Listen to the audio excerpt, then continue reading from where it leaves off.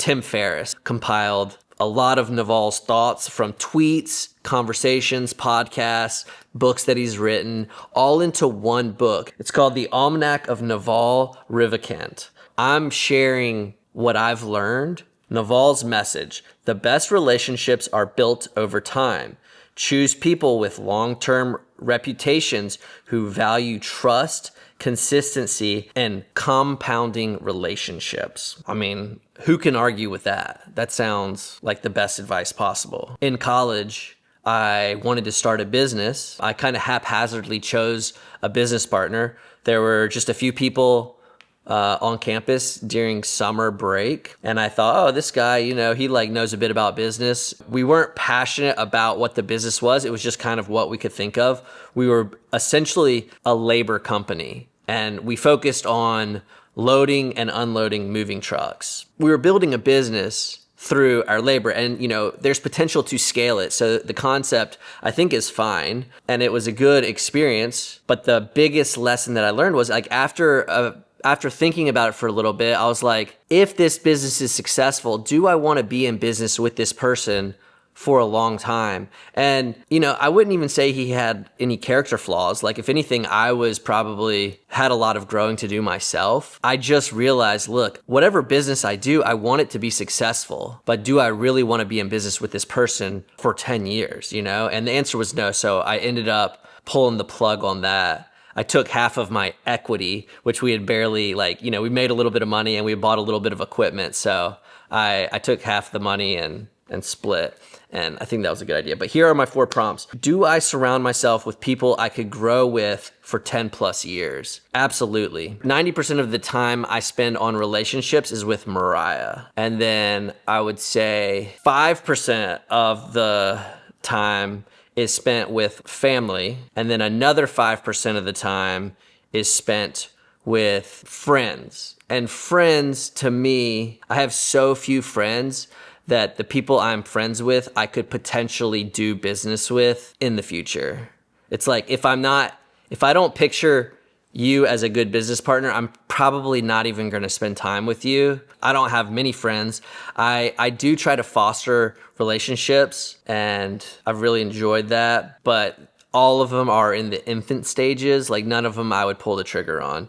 One of Naval's teachings is if you're going to spend 10 years working with somebody, it should take you 3 years to pick out the person that you're going to work with. So, it's not 1 or 2 interviews. You find somebody that you've worked with for 3 years, and then that is the bar that you set for the next person that you're going to work with. Where am I tempted to chase quick wins or shallow connections? Let's see here. I don't think this is something that happens to me a lot. Maybe because we're in social media. I kind of see people on the internet and I daydream about how we could collaborate or work together. And I think I know that I just need to focus on the task at hand. That's the best thing I can come up with. It is important to collaborate with people and do that. But I do go off on a lot of side tangents in my mind where I could be focusing. Have I ever broken trust trying to move fast? What did I learn from that? The thing that comes to mind is just communication with people. I think presenting ideas in the right way, in a nicely paced way, is important, because as someone who gets really excited, I can just pitch the whole idea in one text message, but there's no flow, there's no seeking interest. Okay, are you interested in this? Should we pursue? It's just here's a ton of information, let's run with it. And I guess that must be a red flag to people. You don't want to do business with people that are super manic or something. You want stable people. I don't get manic as in super high, but I'm super in tune with my mood fluctuation. I can harness it. I know how to get it, and it gives me, it's one of my superpowers.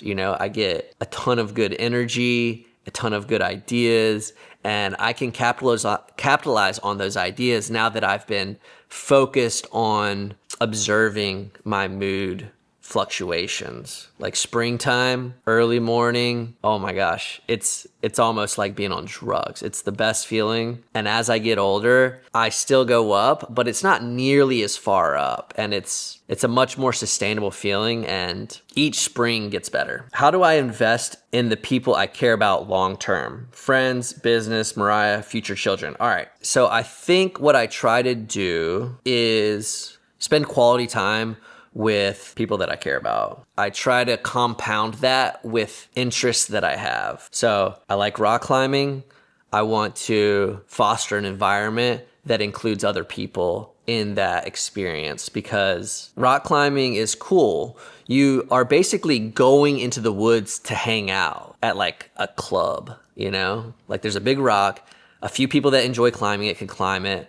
The rest can sit around, talk, walk around, play with the dogs, play with the kids. So that's one way that I can invest in friends and family and potential business partners. You know, I come up with all the details, the itinerary. I know where we're going, what time we're getting there, what time we're leaving, how to get there. I make it easy for people to do an activity, even if you're not advanced. Same with mountain biking, same with running, specifically with running and Mariah. Doing anything with others complicates it. It's like one complication. If I go to run by myself, I only have to take care of myself. I only have to worry about myself crossing the street.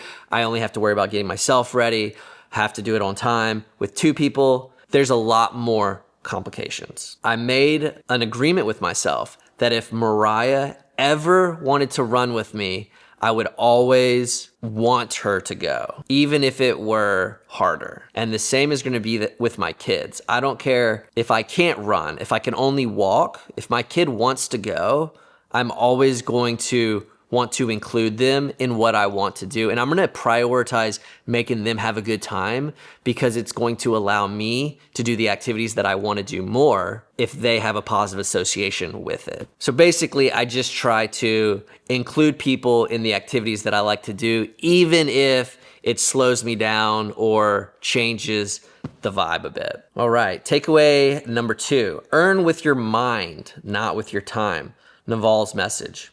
Wealth comes from creativity and judgment, not time. Build things that scale without more of your time, like code, content, or media. Question number 1. Am I still primarily trading time for money? Am I trading time for money? This is a concept that I'm trying to figure out right now. So technically, I've quit being a hairstylist and I'm building a business right now. The business is a social media production company that focuses on building Mariah's personal brand and my personal brand. Me and Mariah have equity in this business. So if this business scales, then it's not directly correlated to how much time we put into it. I'm very fortunate that I can dedicate all my time to this right now because Mariah is a super successful hairstylist. We know that she does not want to be trading time for money forever. So say we need to be completely done trading time for money in 10 years, then we need to set ourselves up over the next 10 years. So the answer is no, I'm not trading time for money. And this morning I was thinking about, like, when you think of somebody that's unemployable, you think of something negative. Like, okay, this person can't show up to work on time. They don't do well with authority. They are bad at their job. But on the flip side, there could also be a positive, like you're unemployable, almost as if like you can't be an employee. Not like you're not looked at like a good employee, but maybe you are looked at as a good employee, but they cannot get you because you're too focused on something else. And you realize, if I don't get equity in whatever I'm working on, then I'm basically trading my time for money, because you can't scale with the business. There's like no leverage, I guess. I'm kind of trying to practice these new terms that I've learned. What is something I've made that works while I sleep? For one, content. Mariah's channel is getting, just her YouTube channel is about 40,000 views every 48 hours. And each piece of content has the potential to drive traffic to affiliate links. And so, technically that is making us money while we sleep. Also, we get ad revenue from the videos. So that's another way. In the salon, you can only sell to the person that's in your chair. So out of the course of the day, if you have 8 clients, you get to sell these products to 8 people. You get more commission in the salon. Let's call it 20% commission on products. Online, you might only get 8 to 10% commission, occasionally 15 to 20 if you find a good brand and a good product. So in the salon, you sell it one time, you get 20%. Online, you sell it one time, you get maybe, let's call it 7%. You have to sell 3 items to equal the same amount of commission that you would make in the salon. Only difference is you only have 8 chances per day in the salon. Online, you can be viewed by unlimited people at a time. So even though you're only getting a smaller percentage, your audience is just so much bigger. How can I use media or systems to build leverage in my work? Well, I think I just kind of explained how we could do that. Well, one of my systems is create a long form piece of content like this, which is going to be like 45 minutes long. Then I can chop it up into shorter little videos that are also horizontal clips, maybe up to 10 minutes. And then I can also chop it up into short, like 60-second bits. So, that system can kind of help me create content without putting 3 times the amount of effort in. As far as systems go, another one, I think if I had like an assistant or an editor, that way I could be focused on the things that I enjoy doing, like filming, creating content, let somebody else edit it. That way, say I pay them $25 an hour, I'm leveraging my money to create more content. I could use that content to advertise products to a ton of people. That would be good. Do I feel confident? My mind, not my schedule, is my biggest asset. I think I'm in the middle right now.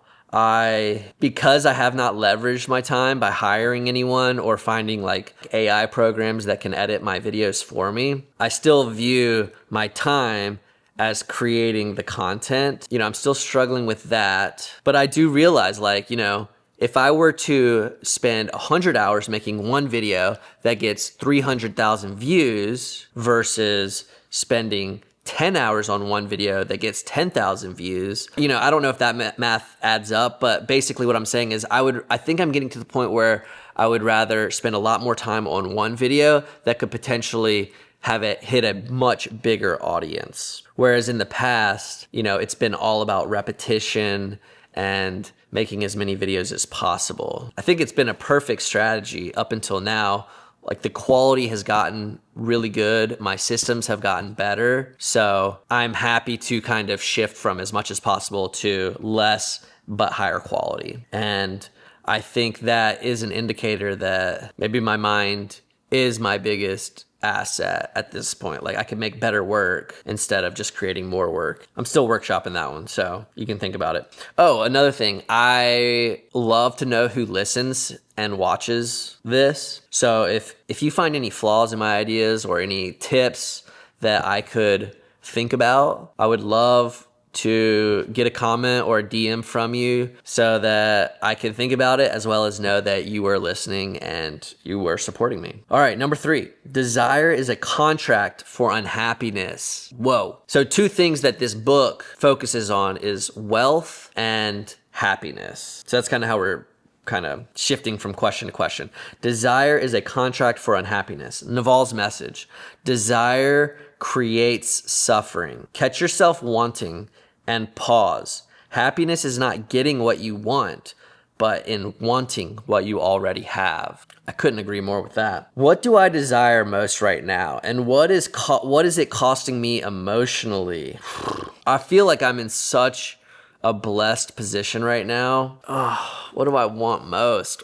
What I want most is I want Mariah to not feel the pressure of being a sole provider. I want her to know that she goes to work because she wants to, not because she has to. What is that costing me emotionally? I feel guilty. Like if I don't let that torture me, then I feel guilty for Mariah having to work so hard so that I can focus on my passion. Because I think my passion, it feels like play to me. When I was doing what she's doing, it was absolute torture. I would not allow myself to enjoy it because I didn't want to enjoy it. I didn't want to let myself stay there longer than I did. There was nothing wrong with the environment. It was really just like the career. Like I just wasn't cut out to be a hairstylist. I have other things that I want to build and do. So I know how hard it was for me to be a hairstylist. So I feel guilty enjoying what I'm doing so much right now. And I feel like I should be doing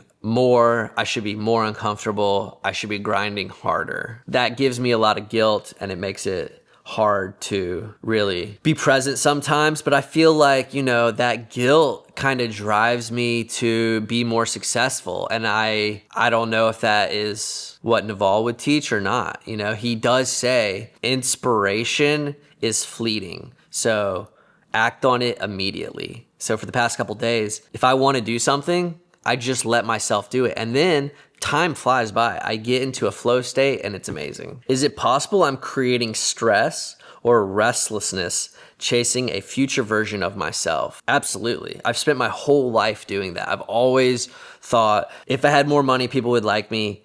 If I was more fit, people would like me. If I could figure out the perfect morning schedule, the perfect evening schedule, I would like myself.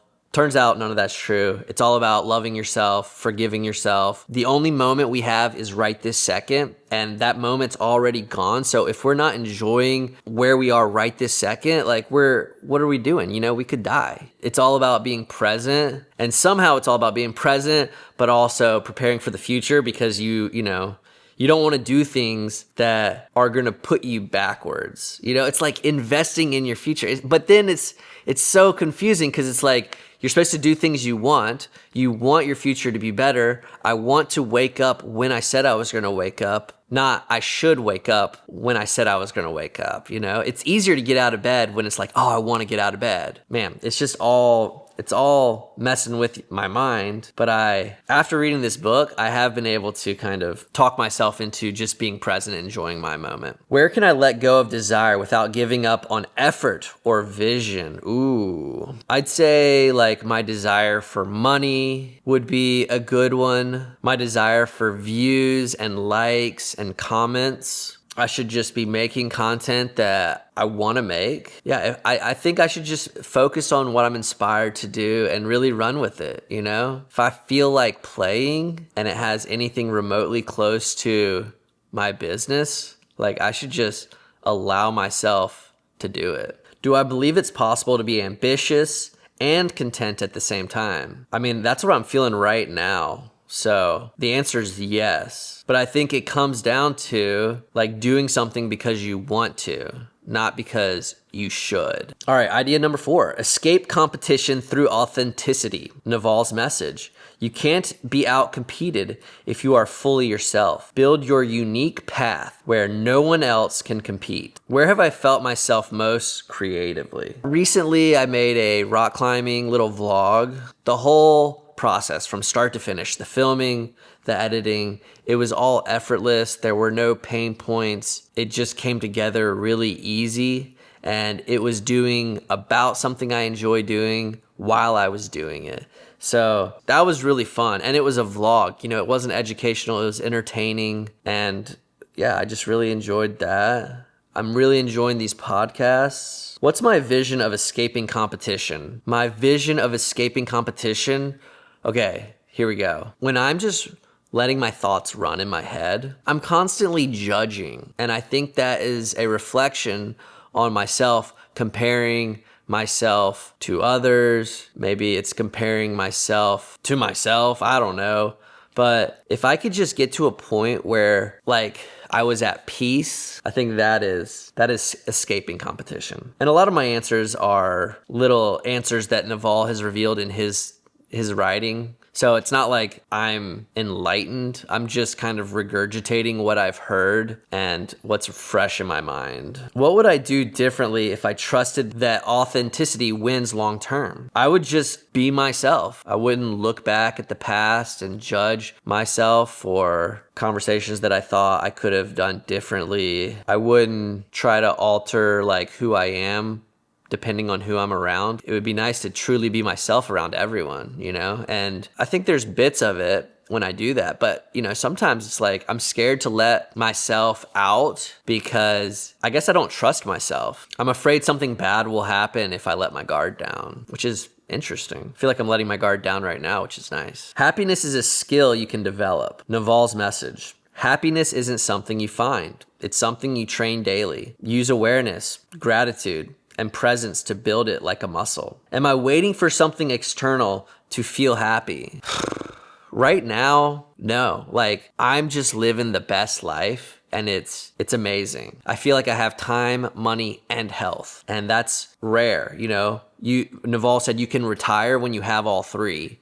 And I feel like I have all three. What practices actually improve my peace or joy day to day? Okay, I've been working on this. It's basically my morning routine, my nighttime routine, my diet, and exercise. Sleep 8 hours, get up when you say you are going to, go to bed when you say you're going to, drink the coffee, go on a run, listen to a podcast, listen to music, read, eat enough protein, lift weights, and that's it. And, you know, work on my purpose. Take care of Mariah, educate myself through books, podcasts, stuff like that, work on content.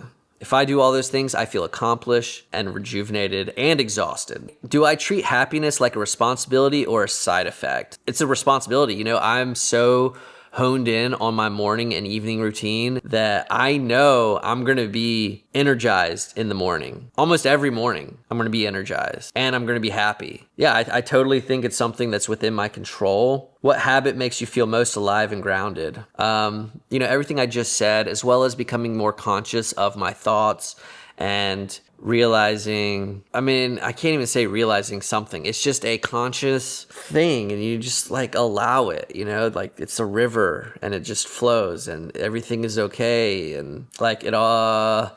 Love and patience. Okay. Specific knowledge is found by pursuing curiosity. Naval's message. Specific knowledge can't be taught. It's discovered through following your genuine interests. So he said, you're not going to become an expert by going to school. You're going to become obsessed with something and you're going to run with that as long as you can. And he really encourages people to find things that they were passionate about as kids and run with it. If you were super into gossip, maybe you would be a great reporter or something like that, you know? So it's like things that could be negative can be your superpower. What obsession or curiosities have followed me since I was a kid? Okay, my dad used to interview me, and in 1995, I was like 5 or 6. I was obsessed with camping at the time, and I was obsessed with sailboats too. And those are two things that I'm still obsessed with. I think what I like is I like being present and kind of being taken out, me and the people around me being taken out of our like natural habitat to be present. So I still love going on road trips.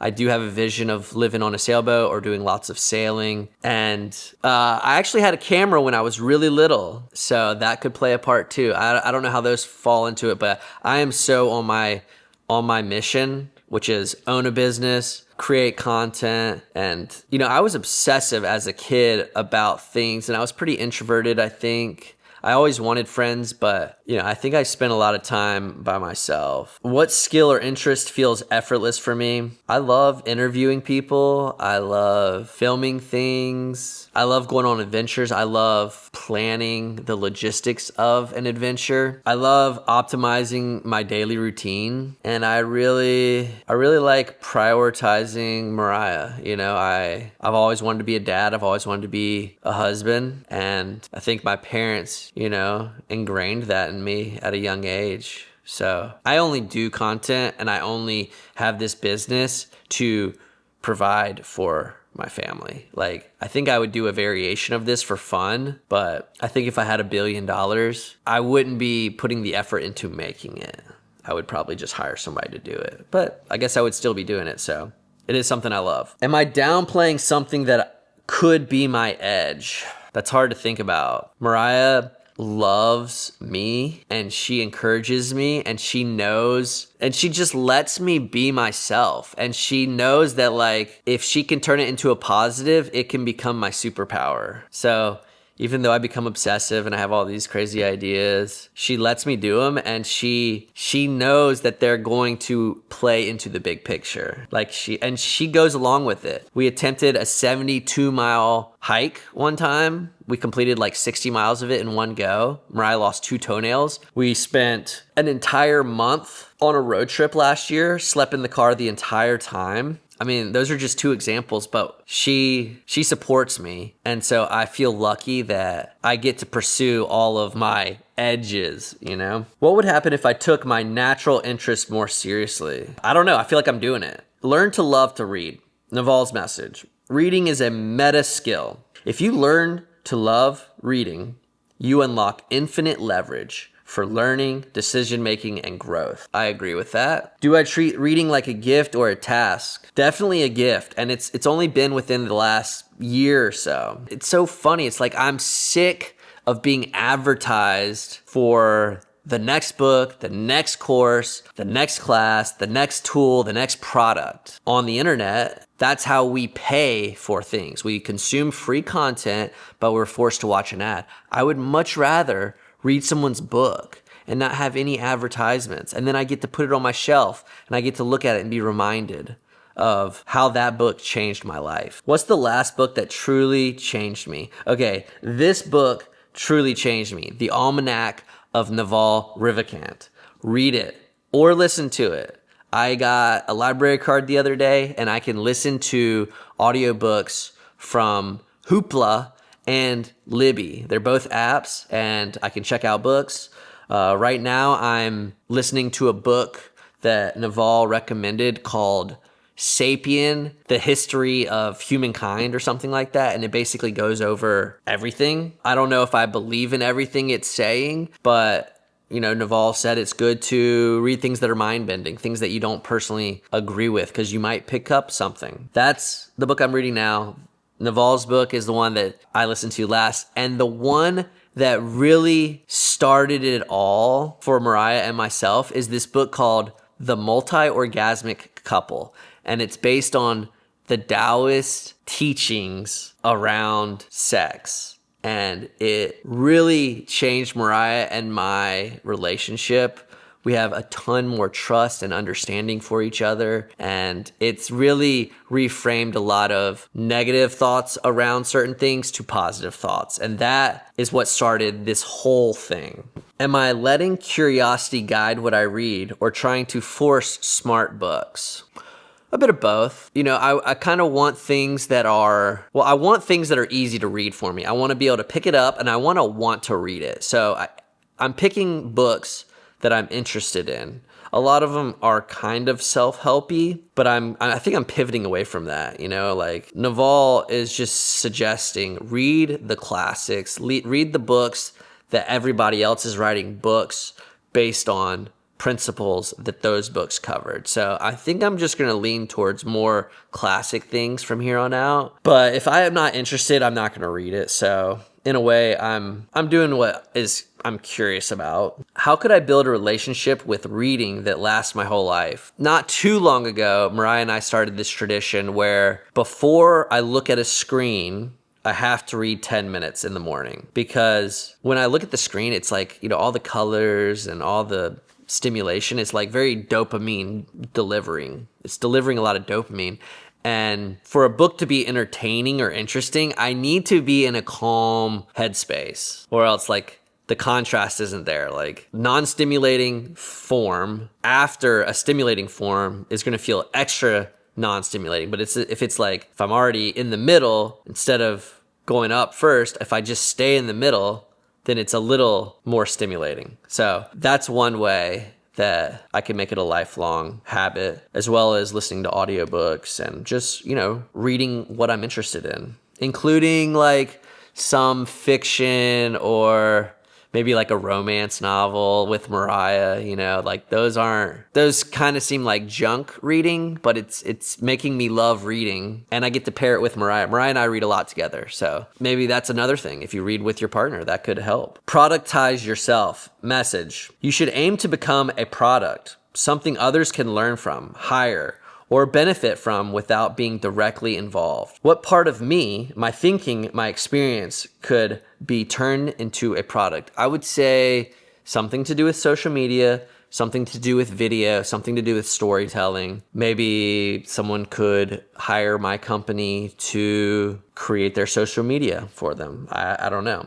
The thing is, I'm not interested in being hired. Like I really want equity in whatever I spend my time doing. So instead of like a company hiring me to run their social media, like maybe I could create a separate business with that company, like a separate media company with that business, and we make content together for them or something. I haven't really figured out how to do that. Like I need equity. I don't need money. I need equity. If you can help me figure that out, that would be great. But in a way, it's like I need my business to grow. So if I had more clients, my business is worth more. I could take out a loan on my equity or on my business's valuation and then go invest that money somewhere else. So that would be one way that I could be leveraging my time. But at the same time, I would really rather just be investing in my brand, Mariah's brand, my kids' brand, and leveraging it that way. It's like double leverage. It's like I'm building my brand up as well as my business, and then I could use my business to fund other businesses. I don't know. I'm a little confused on the whole all the concepts, but I'll get there if I keep thinking about it. How am I currently showing up too much for every result? I'd say having to edit every single video that I produce is showing up too much. Like I need to eliminate that. Is there something I've built or could build that would serve others while I live life? Yeah, just my media company, or me and Mariah. She's equal owner. I would love to focus on personal brands for people. I just don't know how to do that and get equity, because it's like nobody wants to give me equity in their personal brand. But maybe what I could do is I could build someone's personal brand and then we create a product together. Maybe that would be it. What version of me could I package without losing authenticity? I mean, I guess in a way, like the podcast and the vlogs are packaging me, and I've learned to become more of myself. So I guess that could be an answer. Impatience with action, patience with results. Naval's message. Act quickly. Iterate fast, but don't rush results. True growth takes time and consistency. Where am I taking too long to take action? I took too long setting up the LLC, getting the EIN, setting up the bank account, getting my financials in order. I've taken too long to really create a plan on how to scale. Where am I frustrated the results haven't come yet? I'm frustrated that the results haven't come in money. But you know what?